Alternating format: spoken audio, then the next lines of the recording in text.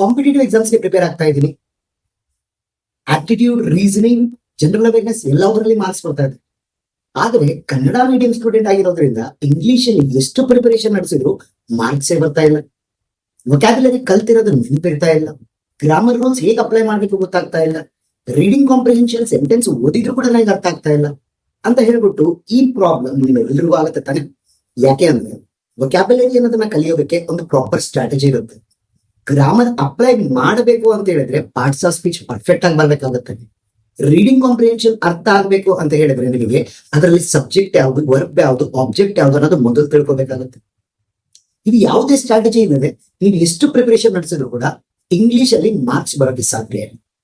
ನಿಮಗೆ ಒಂದು proper scientific method ಇಂದ ಯಾವ ತರ ವೊಕ್ಯಾಬ್ಯುಲರಿ ಕಳಿಸ್ಬೇಕು ಮತ್ತು ಗ್ರಾಮರ್ ರೂಲ್ಸ್ ನ ಹೇಗೆ ಅಪ್ಲೈ ಮಾಡಬೇಕು, ಕಾಂಪ್ರಿಹೆನ್ಷನ್ ಯಾವ ತರ ಓದಬೇಕು ಅನ್ನೋದನ್ನ ನಾವು ಡೀಟೇಲ್ ಆಗಿ, ಅದು ಉಚಿತವಾಗಿ ಪ್ರತಿದಿನ ಬೆಳಿಗ್ಗೆ ನಮ್ಮ 8 ಗಂಟೆಗೆ ನಡೆಯುವ ಯೂಟ್ಯೂಬ್ ಕ್ಲಾಸ್ ಅಲ್ಲಿ ಫ್ರೀ ಆಗಿ ಹೇಳ್ಕೊಡ್ತಾ ಇದೀವಿ.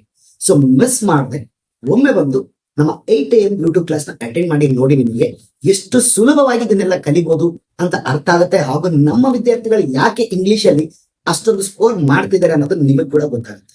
ಸೊ ಡೋಂಟ್ ಮಿಸ್ ಆ ಕ್ಲಾಸ್ ಅಟೆಂಡ್ ಆಗ್ಬೇಕು ಅಂದ್ರೆ ಲಿಂಕ್ ಅಂತ ಕಮೆಂಟ್ ಮಾಡಿ, ನಿಮಗೆ ನಾವೇ ಲಿಂಕ್ ಅನ್ನು ಕಳಿಸ್ತೀವಿ.